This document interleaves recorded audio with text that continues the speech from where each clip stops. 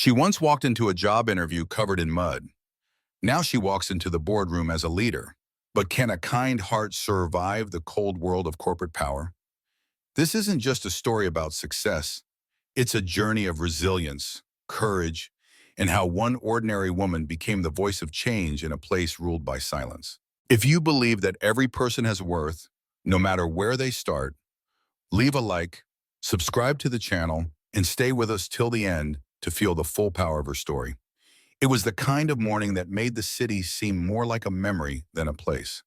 The sky hung low over Manhattan, thick with gray clouds, and the streets glistened with puddles like forgotten tears. The air smelled of damp concrete, burnt coffee, and a kind of quiet desperation that only people searching for hope could truly recognize.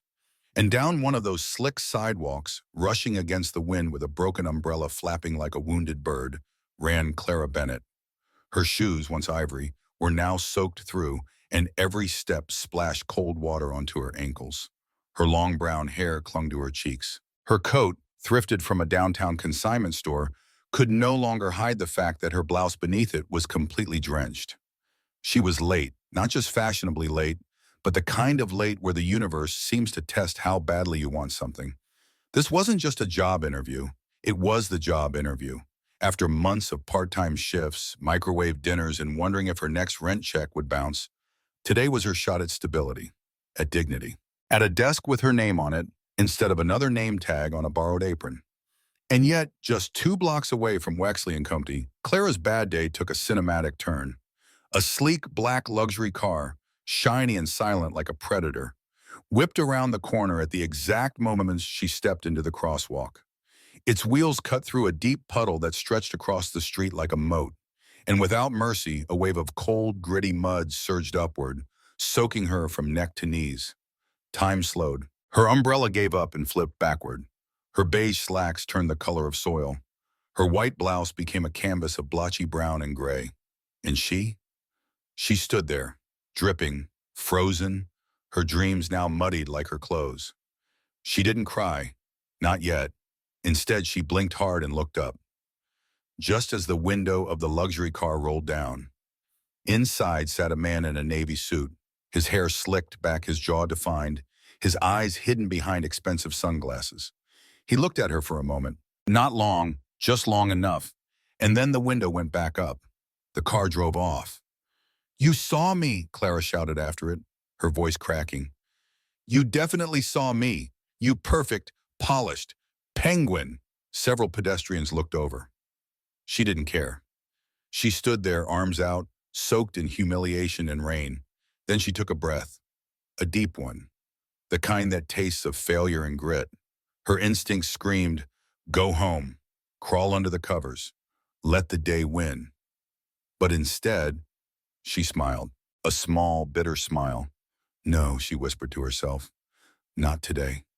She tightened her grip on the ruined umbrella, lifted her chin, and marched forward like a soldier who'd already seen battle. The lobby of Wexley & Company was a stark contrast to the chaos outside. Marble floors, golden light, a gentle hush, like wealth didn't need to shout to be heard. Clara stepped inside and immediately felt the air change, not just in temperature but in judgment. Dozens of women waited in designer heels and tailored blazers, clutching pristine resumes. Their perfume floated in the air like silent competition. Clara, dripping and disheveled, looked like she had wandered in from a cleaning shift. The receptionist, a young woman with perfect posture and a sharper stare, looked Clara up and down before saying with forced politeness, "May I help you?" "Clara Bennett," she said, forcing her voice to stay firm. "I'm here for the assistant interview." A pause, a blink, then a nod.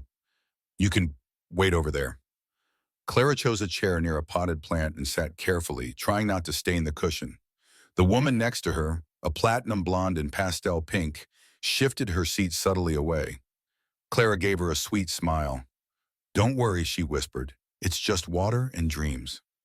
Moments passed, the elevator chimed, and then he walked in. The man from the car. Only now Clara could see him clearly. He didn't just wear the suit, he commanded it. Every step was precise. His tie perfectly knotted, his shoes practically gleamed. He moved through the lobby like a man accustomed to being watched. And he was. All the candidates looked up. Some smiled flirtatiously. Some straightened their spines. Clara just narrowed her eyes and muttered, "You again." Julian Wexley, CEO and heir to the Wexley business empire, glanced around the room until his gaze stopped on her. Their eyes met for the briefest second. No reaction. Not a flicker of apology. Not a hint of recognition. He looked away and walked on. Clara rolled her eyes. "Typical," she mumbled. One by one, the women were called into interviews. Clara sat, dripping, rehearsing answers in her head, trying to ignore the fact that she looked like a before picture in a detergent commercial. Finally, the receptionist called out, "Miss Bennett?" Clara stood, straightened her shoulders, checked her reflection in the glass, a soggy mess but still standing, and walked toward the interview room with what little dignity remained. Inside was a glass-walled office with high ceilings and a view of the city. Julian Wexley sat behind a dark oak desk, typing. He looked up, paused, a twitch at the corner of his lips. Amusement? "Miss Bennett," he said coolly. "Mr. Wexley," she replied, forcing composure. "Sorry about the condition. New York decided I needed a baptism before success." He raised an eyebrow. "Yes, the city has a strange sense of humor." She smiled faintly. "And apparently so do its drivers." Julian leaned back, hands clasped. "Do you often show up to interviews looking like you fought a sewer and lost?" "No," she replied. "Only when I want the chai badly enough to walk through a storm." He tilted his head slightly. Something in his expression softened. "Only a fraction." "And why do you want this job?" Clara didn't hesitate. "Because I'm fast, I'm resourceful, and I don't quit. Not when it rains, not when I get splashed, not even when the CEO pretends not to recognize me after soaking me with his car." That finally earned a reaction, a very small smirk. Julian tapped her resume, now crinkled and slightly damp. "It's not every day someone walks in looking like a walking weather warning and still tries to sell me confidence." Clara nodded. "Good. I like to leave an impression." He studied her for a long moment. "I'll be honest," he said. "This is the most memorable interview I've had today." "I aim to be unforgettable," she replied deadpan. Julian scribbled something on a notepad. "You may go." She stood, adjusted her satchel. "If you splash anyone else this week, do try to offer a towel." She left the room. Outside in the lobby, the pink-suited candidate smirked. "Didn't last long, did you?" Clara smiled back. "Guess I was just too much color for the beige carpet." She sat again, soggy but steady. Across the building in his corner office, Julian looked at the pile of resumes in front of him. All neat, all perfect, except one, wrinkled, smudged, torn at the corner. Clara Bennett. He tapped it thoughtfully, then whispered under his breath, "Now that was different." The next morning the rain was gone. In its place came a golden quiet sunrise. The streets still shimmered with moisture, but the city felt gentler. Like even New York had taken a deep breath overnight. In a second-hand apartment with peeling paint and a heater that groaned like it was haunted, Clara Bennett stared at her phone. The screen lit up with a single new message from an unfamiliar number. "Miss Bennett, this is Wexley and Company. We are pleased to inform you that you have been selected for the position of Executive Assistant to Mr. Julian Wexley. Your start date is Monday at 8 o'clock a.m. Congratulations." Clara blinked. She stared for a long time, as if the words would vanish if she looked too hard. Then she read it again. Selected. Not rejected. Not overlooked. Not, "We'll keep your resume on file." No, chosen. A laugh escaped her mouth, a startled, bubbling sound. Then came the tears. Hot, quiet ones. The kind that didn't fall from sadness, but from relief. The kind that came after months of wondering if life would ever throw her a lifeline. She threw on her fluffiest socks, danced once around her kitchen table, and whispered, "I got the job, Mom." The photo of her mother on the shelf seemed to smile back. Monday morning, 7:52 a.m. Clara stood in front of the Wexley and Company building, holding a sensible tote bag, wearing her cleanest skirt and blouse, the best her budget could buy. Her hair was twisted into a bun that refused to stay up straight, and her shoes pinched at the toes, but she didn't care. She was early, she was nervous, but more than anything, she was proud. The security guard at the front desk gave her a curious look as she beamed. "Good morning." He raised an eyebrow. "First day? That obvious?" she asked. He cracked a half smile. "You're glowing like a Christmas tree." "I'll take it," she replied, stepping into the elevator with a flutter in her stomach that had nothing to do with nerves and everything to do with possibility. The 23rd floor was quiet, sleek, and intimidating. Walls of glass, polished floors, people in suits so crisp they could cut paper. Clara was shown to a small desk near the executive wing by a woman named Marianne, who moved like she had memorized every hallway in the building. "This will be your station. You'll support Mr. Wexley directly. Don't touch anything unless instructed. And don't ask questions unless spoken to. Understood?" Clara nodded, trying not to let her smile falter. Before she could even settle in, a door swung open nearby. He stepped out. Julian Wexley. The man who hadn't blinked when he'd splashed her with a tide of New York's finest gutter water.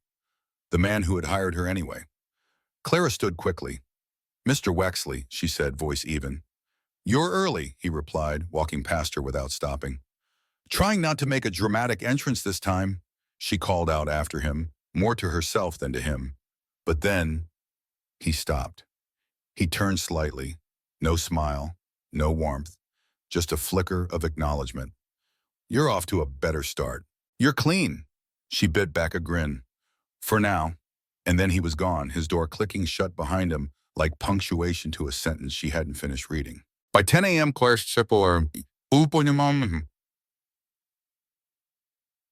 Claire had already spilled coffee on a folder, gotten lost looking for the printer, and been mistaken for a new intern by 3 different people. She wasn't sure if the office's silence was protocol or just dreadfully awkward. At 10:47 a.m. It happened. Balancing a tray with 2 lattes, a stack of printed agendas, and a folder filled with who knows what, Clara walked the hallway like a tightrope artist.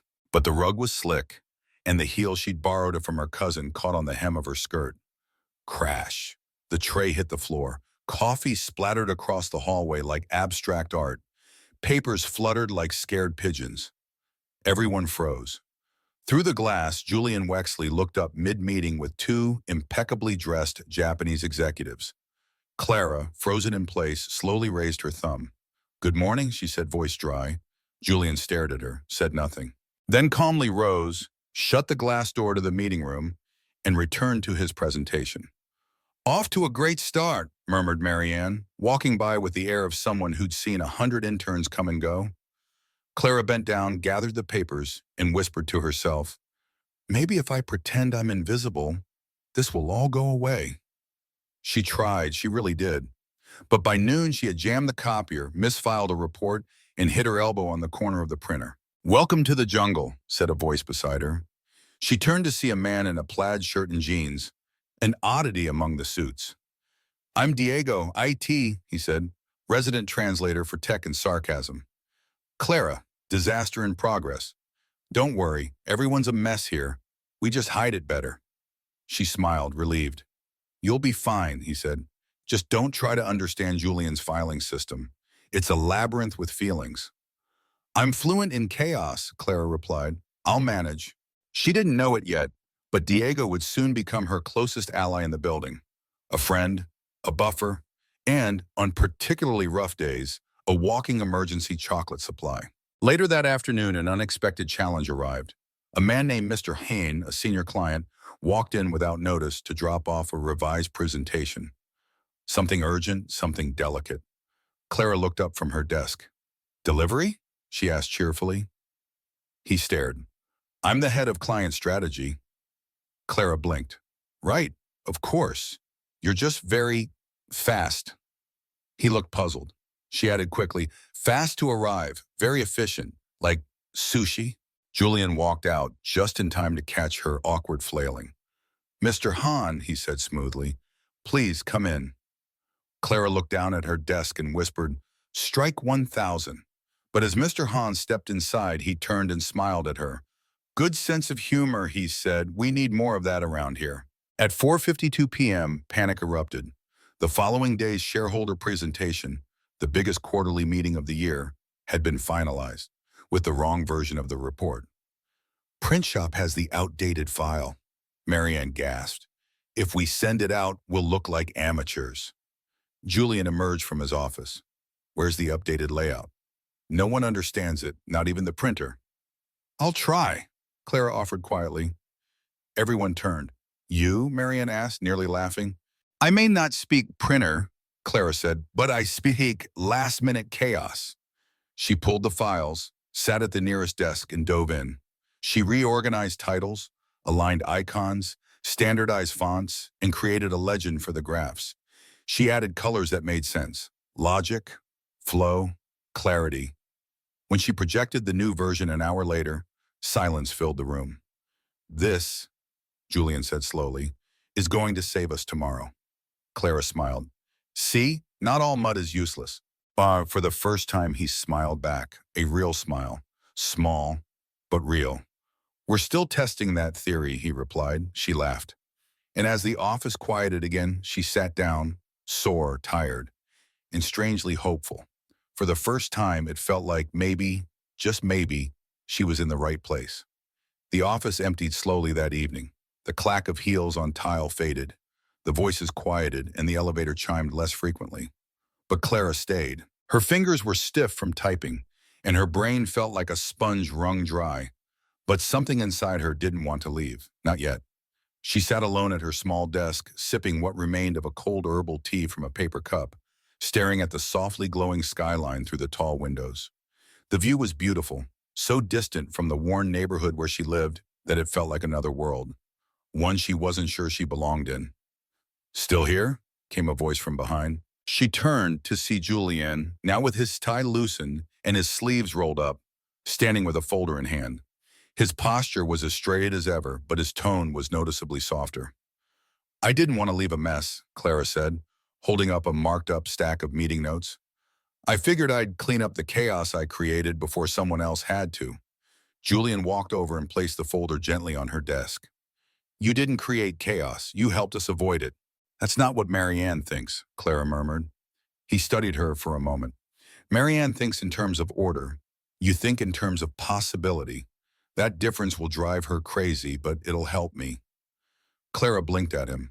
The compliment was so unexpected, so straightforward, she nearly asked him to repeat it just to make sure she'd heard right. I'll try to remember that, she said instead. He nodded and turned to leave, but paused. You ever seen the city from the rooftop? She tilted her head. Is that an offer? Only if you're not afraid of heights. I work on the 23rd floor. I've already accepted my fate.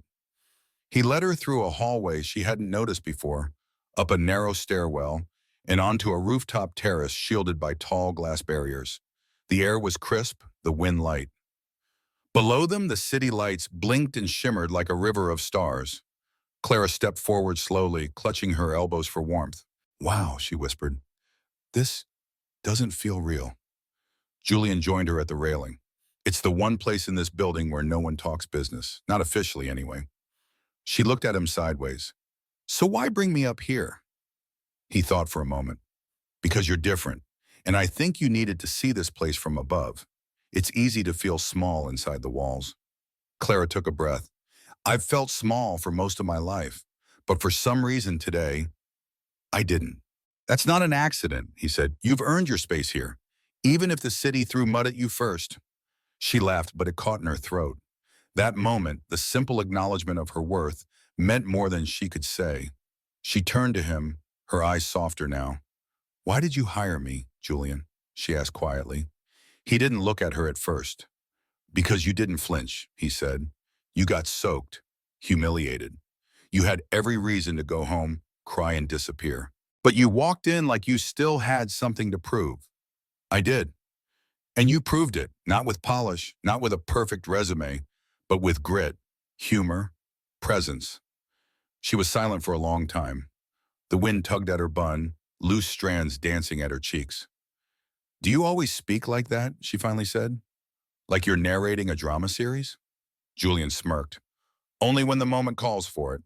She laughed, and this time it was full, unrestrained. Clara, he said, his voice a touch lower. You don't have to stay late to be seen. I know, she replied, but sometimes staying helps me believe I belong. Julian looked at her, really looked. You do, he said simply. The quiet stretched between them like a thread, not tense, but delicate. Clara looked back out over the city. Do you ever wonder how many people are down there, right now, waiting for something good to happen? All the time, Julian replied. And what if, were there something good? He raised an eyebrow. You planning on saving the world, Miss Bennett? Maybe just a piece of it, she said, one presentation at a time. He smiled again. Not forced, not polite, a real smile. Let's make a deal, she said suddenly. Julian tilted his head. What kind of deal? You promise to be more human at work, and I promise not to spill any more coffee. Tempting, he said, but I make no promises when it comes to being human.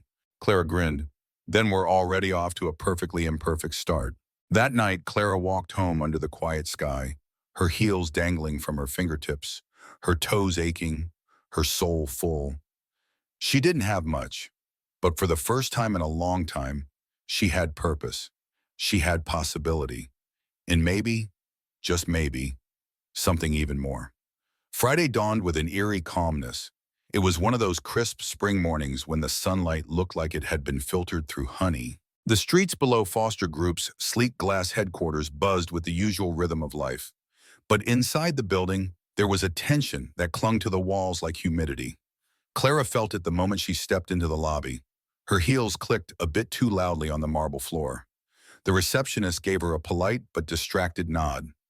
Even the elevator seemed to sigh more heavily than usual. Investor dinner today, Diego whispered when he passed her desk with his usual chaotic armful of files. Corporate Hunger Games. Clara gave a faint smile. Remind me to avoid the cornucopia. She wasn't supposed to be part of that world. The investor dinner was a black tie event, carefully choreographed, sleek, and exclusive.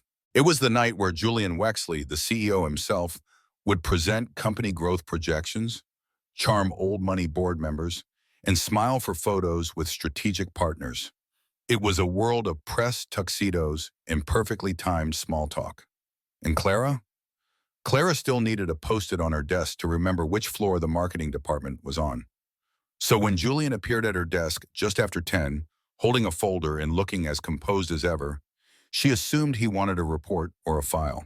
Miss Bennett, he said, you'll be attending the dinner with me this evening. She stared at him. What? You'll manage the logistics, presentation queuing, seating transitions if needed. Her voice caught for a moment. I understand. I'll be ready. Car arrives at 6:45, formal attire. And with that, he turned and walked away, leaving her heart pounding and her thoughts spinning. The rest of the morning passed in a blur. Clara tried to focus on her emails, but her fingers kept hovering over the keyboard. Marianne, the senior executive assistant 2 desks away, raised an eyebrow when she overheard. You're going? She asked, her voice sugar-coated and sharp. I am, Clara answered simply. Marianne offered a tight smile. Well, try not to spill anything. Clara returned the smile, warmer but equally edged. Thanks for the tip. By lunch, Clara had called her friend Anna in a whisper panic. I have nothing to wear, she groaned. Everything I own either looks like I'm interviewing for a cashier job or attending a funeral. I've got just the thing, Anna replied. Burgundy, elegant, not flashy. By 4:00 p.m., Clara had picked up the dress from Anna's apartment. It was simple but beautiful, a deep burgundy tone with a gentle shimmer in the fabric, modest in the front but with a slit along the side that whispered quiet confidence. She ironed it twice, paired it with black heels, added a pair of small pearl earrings her mother had given her in college. Her hair went up into a loose bun, and she applied a soft layer of makeup, enough to show intention but not desperation. By 6:43, she was standing outside her building, watching the black car pull up to the curb. She took a breath, just one, and then stepped inside. Julian was already in the back seat, reviewing notes on his tablet. He looked up when she entered. His gaze lingered, not rudely, not even romantically, just surprised. You're on time, he said. She nodded, adjusting her dress. I heard punctuality impresses the rich. That earned the faintest twitch of his lips. The ride passed in silence, but it wasn't awkward. Clara watched the city pass by outside the window. She imagined all the people living their lives. some heading to dinner, others finishing shifts at the hospital, or waiting tables, or walking home from the subway. And here she was, riding to an investor event with one of the most elusive CEOs in the state.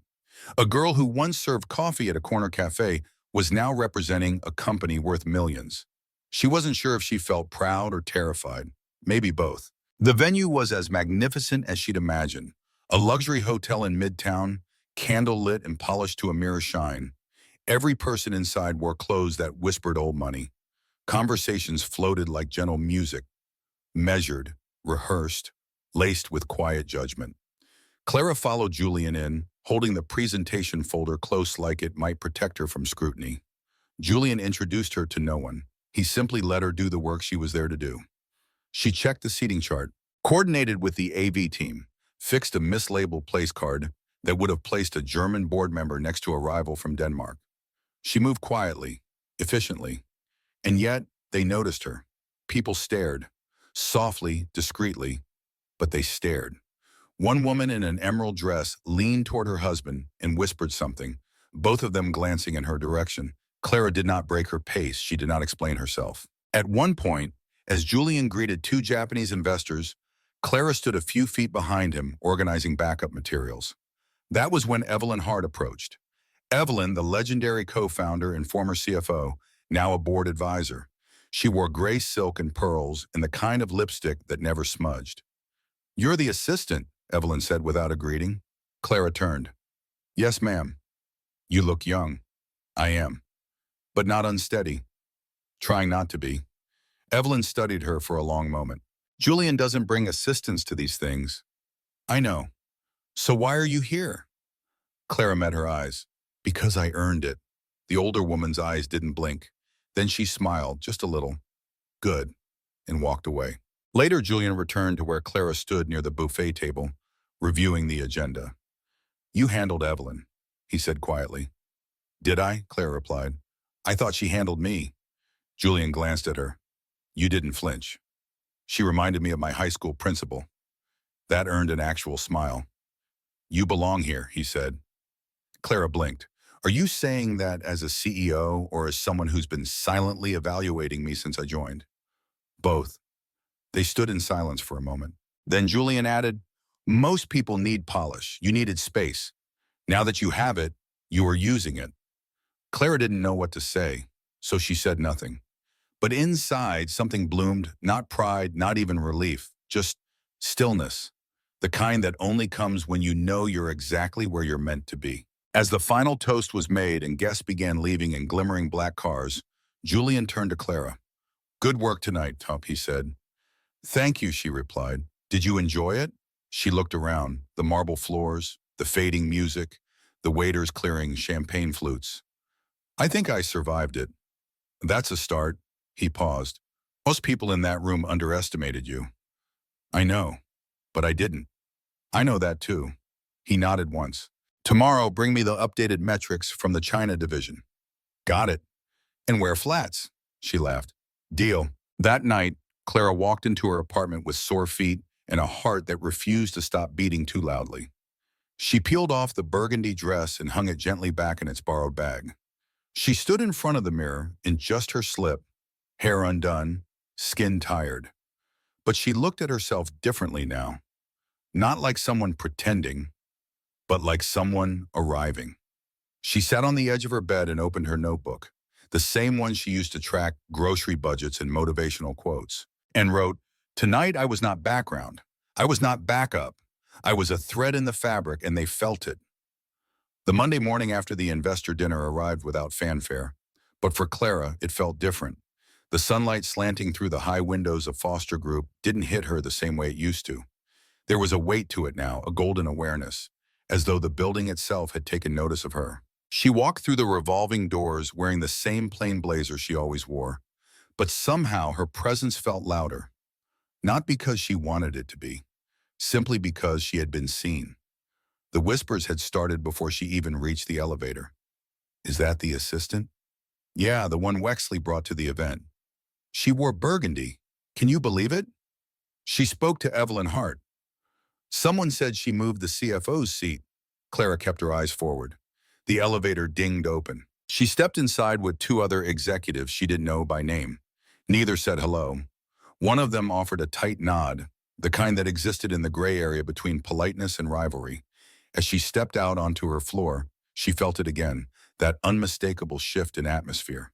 Not unfriendly, but no longer neutral. The space around her had become a chessboard, and her mere existence was suddenly a move. She sat at her desk and opened her laptop. Emails flooded in. Most were normal, some were curt. One from HR reminded her to sign a confidentiality acknowledgement form, an oddly timed request. Another from Melissa, Julian's former top assistant, reminded her of a 10 a.m. admin meeting she hadn't been invited to until now. Coincidence? Diego asked as he passed her desk with a smirk. I'm collecting them, she replied. Gonna build a bingo board.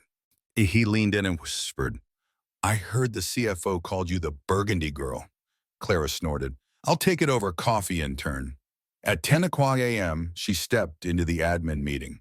It was a sterile boardroom filled with 7 women, all older, all wearing some variation of navy, gray, or beige. Marianne was there. So was Melissa. Clara took a seat at the end of the table, unnoticed until Melissa cleared her throat and announced, Glad you could join us, Clara. Her tone was smooth. Pleasant? Perfect. Clara smiled. Thanks for including me. The meeting droned on about scheduling protocols, conference room policies, and the proper formatting of internal memos. Clara listened, nodded, took notes. She said nothing until the topic of CEO travel arrangements came up. Julian prefers aisle seats on international flights, Melissa announced. He always sits on the left.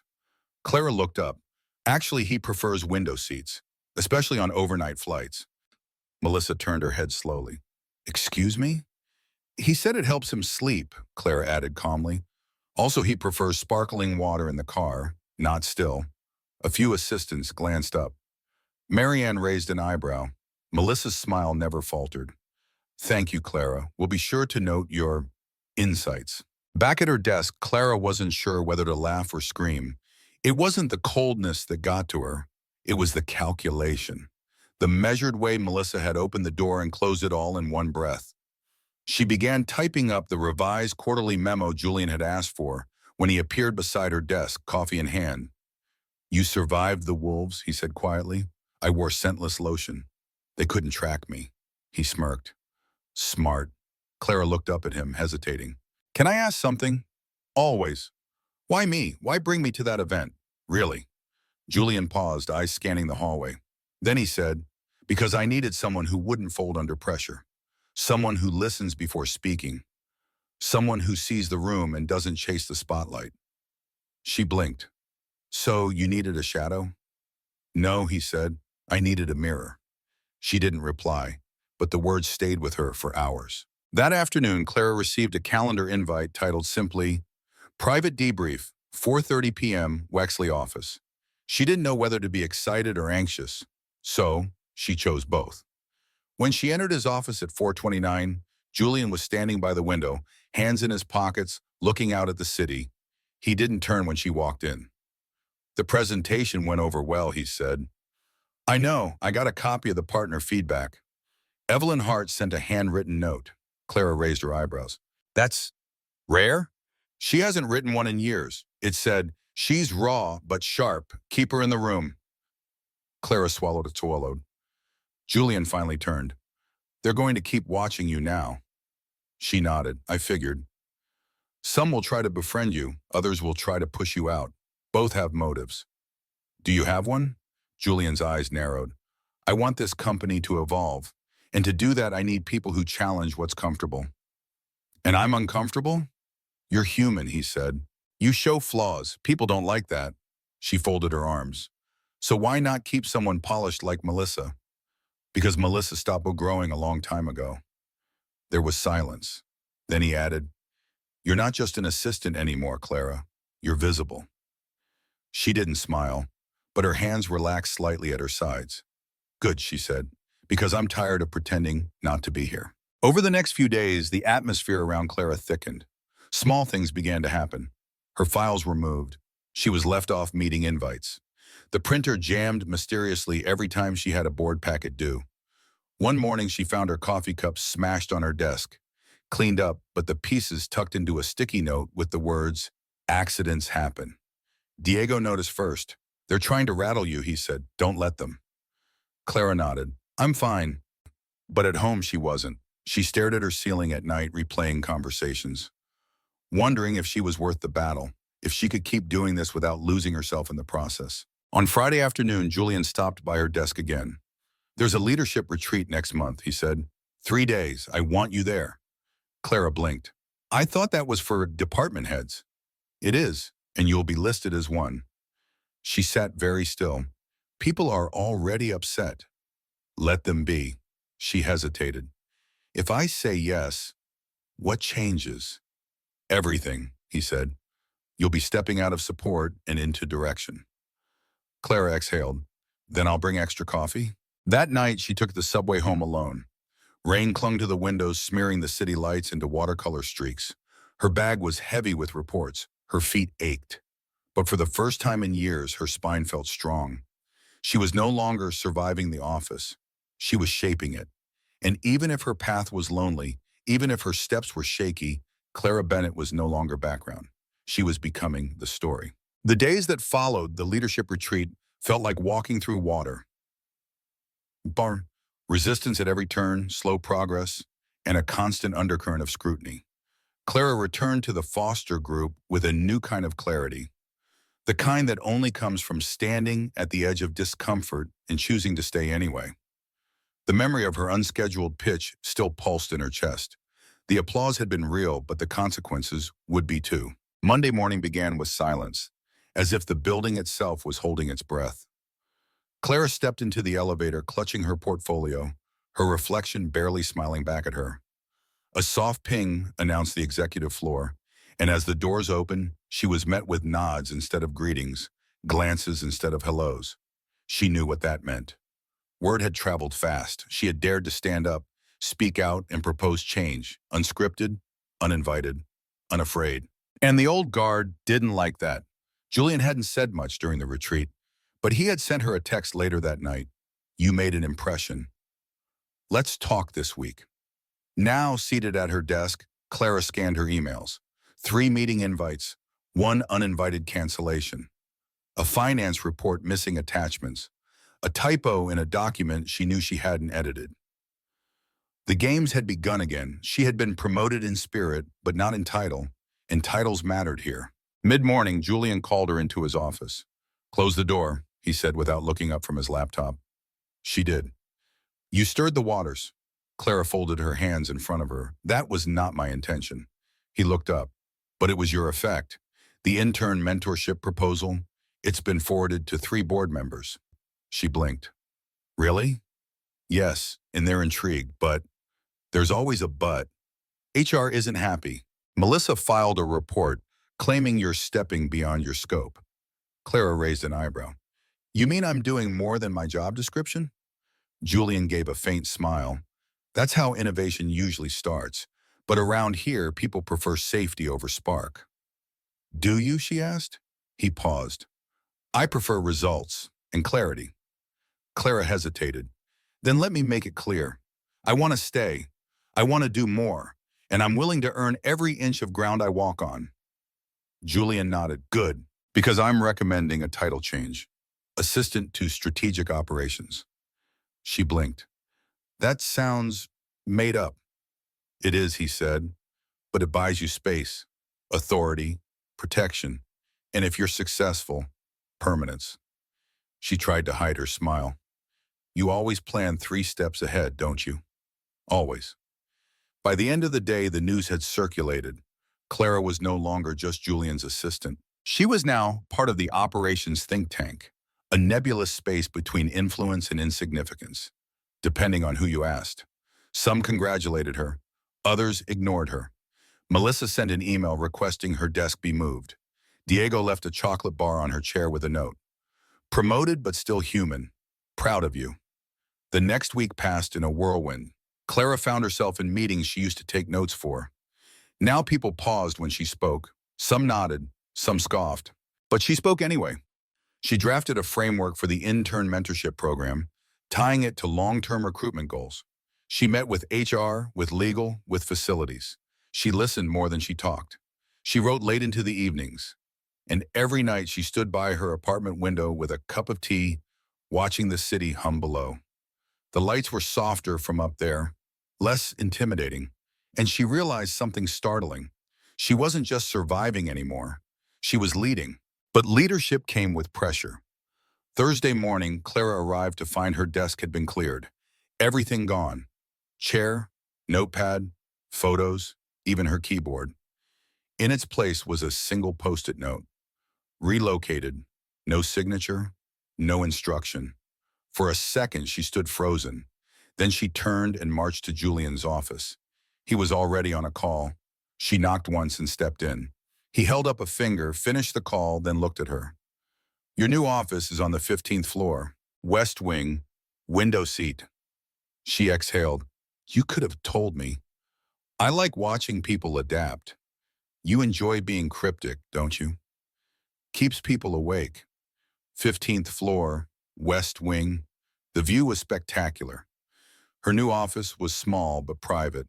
It had a glass wall, a real door, and a potted plant that looked like it needed a friend. She sat down, closed her eyes, and smiled. Melissa wouldn't be happy. She could live with that. The end of the week brought a final test. An all-hands presentation. Julian was meant to speak, but at the last minute, he handed Clara the clicker. They need to hear it from you, he said. Why? Because it's your idea and because you've earned it. Her voice didn't tremble.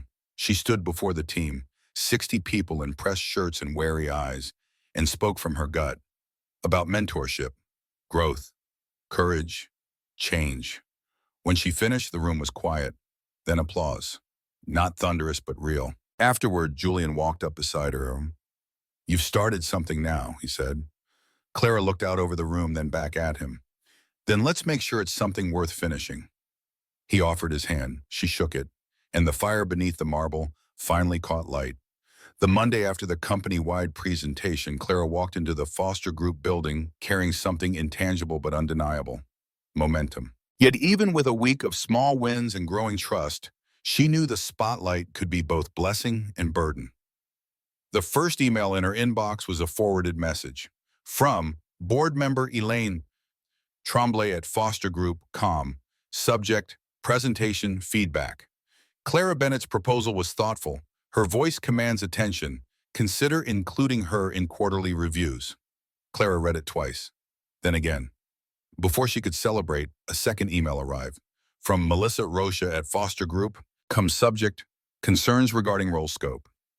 Dear Julian, I'd like to raise questions about the appropriateness of Clara Bennett's visibility in company-wide strategic initiatives, given her original role designation. Clara closed her laptop. Applause had its price. Julian noticed her silence during their afternoon operations sync. You read the emails. She nodded. Let me handle Melissa. It's not just Melissa. It's the shadow she casts. I feel it in meetings, the questioning stares, the hesitant handshakes. Julian leaned back. Leadership isn't about popularity. It's about persistence. Easy for you to say. You have a corner office and a name on the building. He paused, choosing his next words carefully. And yet, I still question myself every morning. That night, Clara stayed late again, not to prove herself to anyone else, but to quiet the voice in her head that still asked, do you belong here? She opened her intern mentorship draft again. Not the polished pitch, the raw one. The one with her mother's name scribbled in the margins, back when this idea was nothing but a post-it on her fridge. That version still made her heart beat faster. On Wednesday, she received an invitation. A private board luncheon. No agenda. Just her name, a time, and a location. Julian found her staring at it, conflicted. That's good, he said. They want to know the mind behind the message. Or the woman they think is getting too loud. He gave a small, knowing smile. Just be yourself. That's what I'm afraid of. The lunch took place in a quiet dining room overlooking the skyline. Mahogany table, crystal water glasses, linen napkins. 4 board members, 1 Clara. Elaine Tremblay greeted her warmly. We liked your voice. We want to understand your view. What followed was 90 minutes of polite interrogation. What did she see as the future of Foster Group? How would she measure impact? What made her different? When she spoke of empathy in leadership, one board member frowned. When she spoke of innovation through inclusion, another checked his watch. But when she mentioned her single mother raising two kids while working nights, Elaine leaned in. That's who taught me the value of mentoring, Clara finished, because someone believed in her once, and it changed at everything. The room was silent, then Elaine nodded. Thank you for your honesty. When Clara left, her legs felt weak. She had no idea if she had passed some invisible test or simply confirmed their doubts. Julian waited in his office. How did it go? I don't know, I told him the truth. The whole messy, personal, vulnerable truth. Julian smiled. Good, they needed that. But do they want it? He shrugged. That's not your responsibility. A silence settled between them. Then Julian asked, almost too casually, what would you do if you were me? Clara looked at him, surprised. About what? About the future of this place, the culture, the legacy. Clara didn't answer right away. Then she said, I'd stop asking who fits into the mold and start asking who can break it for something better. Julian tapped his pen twice. Then maybe you shouldn't just be part of the operation. Maybe you should help run it. Her breath caught. That's not funny. It wasn't a joke. That night, Clara didn't sleep. She lay awake thinking about marble floors and glass ceilings, about post-it dreams and long meetings, about being seen, heard, trusted, and maybe finally ready. Clara stood at the corner of 5th and Lexington, the early spring breeze brushing against her cheeks like a whisper of something new. In her right hand, a paper cup of lukewarm coffee, and in her left, the tablet that had become her armor. But for once, she wasn't thinking about the slides for the 10 a.m. strategy call or the emails waiting in her inbox. She was thinking about Julian's words from Friday. Maybe you shouldn't just be part of the operation. Maybe you should help run it. That sentence had taken up residence in her mind, pacing like a restless ghost. What had begun as a quiet promotion, a title change to buy her breathing room, had become something else entirely. Now she wasn't just visible. She was being seen. She crossed the street, passing by familiar storefronts and landmarks of her journey. The bookstore where she used to browse self-help titles she never finished. The small park bench where she'd eaten microwave lunches with her resume folded in her purse. The old diner where she'd once broken down in tears after a failed interview. Each step forward felt like a goodbye to a version of herself she no longer needed to protect. Inside the Foster Group building, she moved through the lobby like someone who belonged. Not because everyone greeted her with smiles, some didn't, but because she no longer needed those smiles to affirm her place. When she reached her floor, her office greeted her with comforting silence. She set down her bag, took off her coat, and stared out the window for a moment. The skyline stretched wide before her, a map of a future she still wasn't sure how to read. Then, deep breath in, she opened her laptop. Her inbox was already overflowing, 36 unread messages. But one stood out, from Elaine, Tremblay at fostergroup.com. Subject, follow-up and forward motion. Clara, I'd like to schedule a one-on-one with you. Just you. I think we need to talk about what comes next. She read it twice, then a third time. Julian had warned her. Or maybe he had prepared her. The elevation of her role wasn't just about performance anymore. It was about presence, impact, legacy. She forwarded the message to Julian with a note. Should I be nervous? He replied almost immediately. Only if you're planning to say no. The rest of the day unfolded in a blur of meetings and quiet acknowledgments. Clara led the 10 a.m. strategy call with poise, answering questions from department heads and external partners alike. One VP from marketing, who had once dismissed her in an elevator, now deferred to her judgment. It was subtle, but she noticed. Afterward, she returned to her desk to find a handwritten note slipped under her keyboard. Keep going. Don't apologize for knowing what you're doing. It wasn't signed, but she had a hunch. That afternoon, Julian appeared at her doorway, coffee in hand. You're building something, he said. I hope it's something good, she replied. It is, but you need to ask yourself a question now. Which is, what do you want this to become? A chapter in your life or the whole book? She leaned back, folding her arms across her chest. Maybe it's not about the book. Maybe it's about the author. He nodded slowly. Then write something worth remembering. Thursday arrived with the kind of anticipation usually reserved for interviews and first dates. Clara met Elaine Tremblay at a quiet corner table in a downtown restaurant. Linen napkins, gentle jazz, the kind of place people chose when they wanted to be honest but elegant. Elaine didn't waste time. "We're restructuring," she said as the server poured water. Clara blinked. "Am I not being let go, being seen? We're building a new executive development initiative, young leadership talent, experimental planning teams. I want you to lead one." Clara sat still for a moment, hands resting on her lap. "That's unexpected. It's a risk, and I won't lie to you, it'll come with pushback. You'll be second-guessed, undermined, but if you pull it off, you'll be remembered." "Why me?" Clara asked.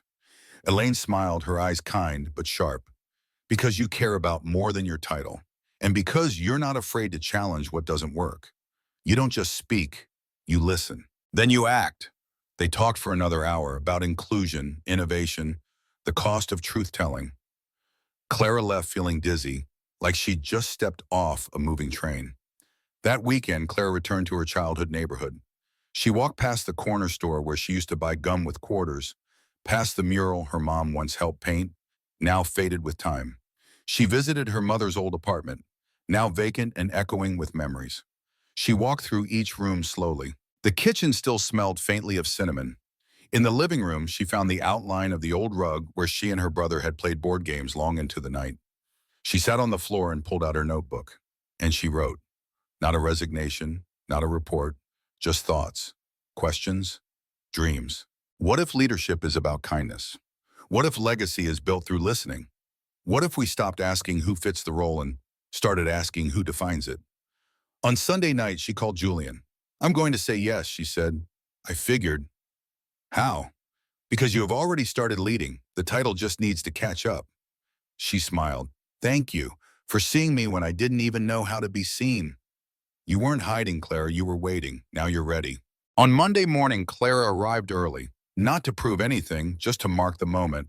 Her name was on a new plaque outside the boardroom. Clara Bennett, Director of Emerging Strategy. She reached out and touched it lightly. Her inbox buzzed. Elaine had already sent over a draft of the team structure. 10 names, all fresh faces, all watching her now. Below that, a short message from Julian. "This is the first page of something new. Let's write it right." She smiled and opened a blank document. She began typing. Team charter, principles, priorities, and purpose. And in that moment, she knew. This wasn't a promotion. This wasn't a reward. This was a beginning. The first morning as Director of Emerging Strategy arrived with little ceremony. No email blast, no balloons, not even a lukewarm congrats from the front desk security guard, who barely looked up from his crossword puzzle. Clara Bennett stepped into the gleaming Foster Group tower in her modest navy pantsuit, clutching a black tote bag that still had a thread unraveling from the strap. She could have bought a new one now, sure, but some part of her wasn't ready to let go of the things that reminded her where she'd come from. The elevator dinged softly as it opened onto the executive floor. Clara walked out into a hallway that smelled faintly of bergamot and polished marble. Everything looked the same, and yet it felt different now. Or maybe she felt different. Her new office was smaller than Julian's, but 3 times the size of her last space. A wide window faced east, washing the room in pale golden light that stretched across the polished wood floor. The desk was glass and metal, pristine, untouched. A chair with memory foam cushioning waited behind it. She set her bag down slowly, letting her fingers brush the edge of the desk like she needed to confirm it was real. It was. She was here. Clara exhaled. Then she sat down and powered on her computer. Her inbox had 93 unread messages, but her eyes went straight to the one from Elaine Tremblay. Subject, 9 a.m. Roundtable, bring vision. No slides. Clara blinked. No slides, no agenda, just vision. That wasn't exactly her comfort zone. She stood up again, paced a little, then pulled out her notebook and began scribbling. The room on the 12th floor wasn't one she'd ever been invited into before. Unlike the glossy boardrooms filled with leather chairs and long conference tables, this one was circular. The walls were matte navy. The chairs were arranged in a wide oval. At the center was nothing but a small round table with a pitcher of water and a stack of blank notepads. Elaine stood at the far side of the room, speaking with a tall man Clara didn't recognize. Around the room, 12 people sat chatting quietly. Some were senior directors, some were fresh faces. Two of them looked barely older than interns. The energy was unusual, less formal, slightly electric. Elaine waved her over. Clara, right on time, you'll kick us off. Clara froze. Manny? Elaine smiled. Yes, this is your session. The tall man looked up. You're Clara? We've heard things. Clara's heart thudded. Good things? He gave a non-committal shrug. Interesting things. Clara took a breath and stepped forward. Good morning, everyone. I wasn't told I'd be speaking first, so I hope you'll allow me to think out loud a little. Elaine said we're here to talk about vision, so here goes mine. She scanned the room. They were watching. Not coldly, not skeptically, just waiting.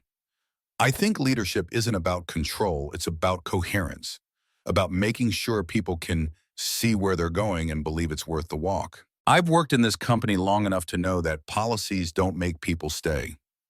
People make people stay. And people stay when they're seen, heard, and invited to matter. She paused. No one interrupted, so she kept going. I think we've spent years solving for scale, but maybe it's time we solve for substance. What are we building that lasts longer than a fiscal quarter? What are we shaping that our children will be proud of? I don't have all the answers, but I know the questions are worth asking. So that's my pitch. Less performance, more presence, less jargon, more joy. A hush followed. Then the woman sitting 2 seats to Clara's right raised her pen. That's the first time in 5 years I've heard someone talk about joy in a strategy meeting. Someone else nodded. I like her. She's weird. Clara smiled. I'll take weird. Weird built the light bulb. Weird wrote symphonies. Weird asked why not when the world says why. For the next hour, the group tossed around ideas like hot potatoes, messy, imperfect, but full of heat. Elaine said very little. She just watched. When the meeting ended, Elaine approached Clara at the door. You did well. Clara tilted her head. Did well or didn't crash the ship? Elaine's eyes sparkled. Both. You challenged them.